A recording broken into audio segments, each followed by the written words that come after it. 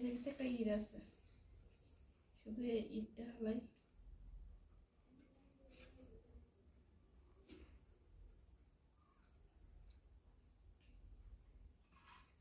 পাঙ্গাস রিফাদের জাতীয় মাছ। পাঙ্গাস মাছ তুমি ধন্য রিফাদের জন্য। পাঙ্গাস মাছ তোমার কারণে রিফাত ভাইরাল। পাঙ্গাস মাছ তোমার কারণে ভাইরাল। রিফাত হজ করতে পারছে, মাশাল্লাহ।